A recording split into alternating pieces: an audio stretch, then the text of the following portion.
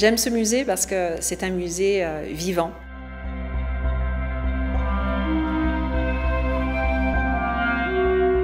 C'est un musée qui inspire les artistes et les artisans qui travaillent à la manufacture de Sèvres.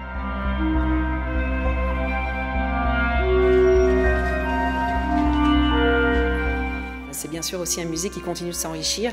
Alors on s'enrichit avec des dons, des acquisitions d'œuvres anciennes, mais aussi des dernières créations de la manufacture de Sèvres.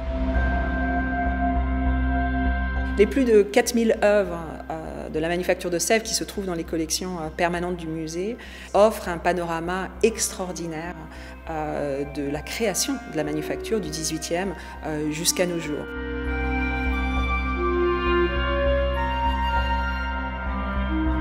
Le musée de Sèvres a été créé en 1824 par Alexandre Brognard. Donc Brognard est une personnalité très importante pour le musée, puisqu'il en est fondateur. Et à l'origine, le musée est vraiment conçu comme un musée technique, un conservatoire des matériaux, un conservatoire aussi des savoir-faire. Et c'était aussi un lieu d'inspiration à l'époque pour les artisans et pour les artistes.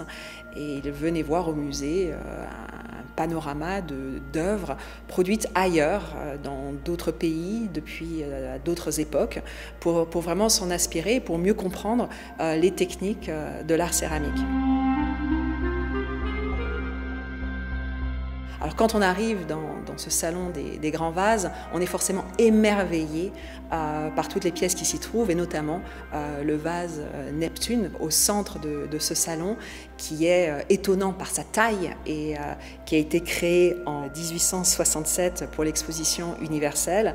Et c'est le plus grand vase jamais réalisé à Sèvres, et c'est un véritable défi technique, notamment en termes de cuisson.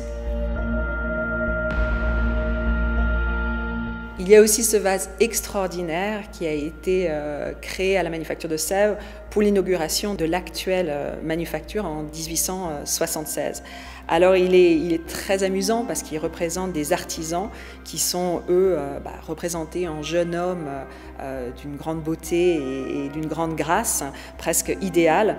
Et on voit cet homme ailé devant le four à bois, justement, et brandissant une torche un peu en signe de victoire.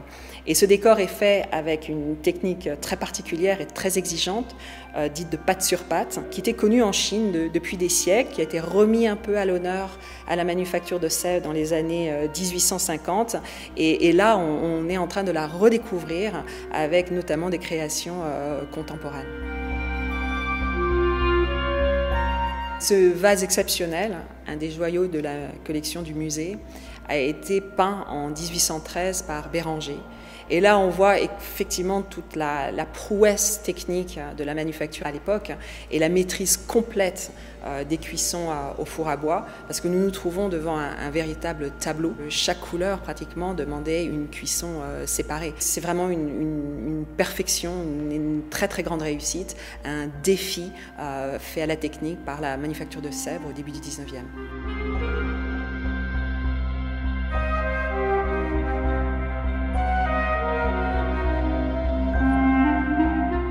Je voudrais enfin partager avec vous ce vase créé par Hector Guimard, le grand et célèbre architecte français du début du XXe siècle, notamment célèbre pour les bouches de métro qu'il a créées à Paris. Ce vase est tout à fait étonnant par son décor de cristallisation. Et ce qu'il faut savoir, c'est qu'à l'origine, ce décor, c'est une erreur de cuisson en fait, et qui a été tellement, et l'erreur a été tellement belle que finalement c'est devenu un décor très très à la mode, notamment au début du XXe siècle et dans la mouvance des artistes Art Nouveau.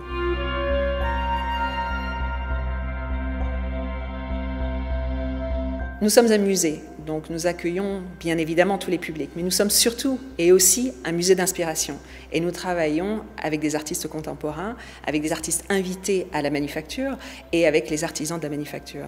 Et ces artistes et les artisans viennent constamment au musée s'inspirer d'œuvres qui sont dans nos collections. Ils s'inspirent de formes, de couleurs, de techniques, et après ils vont créer quelque chose de nouveau à travers ces collections-là.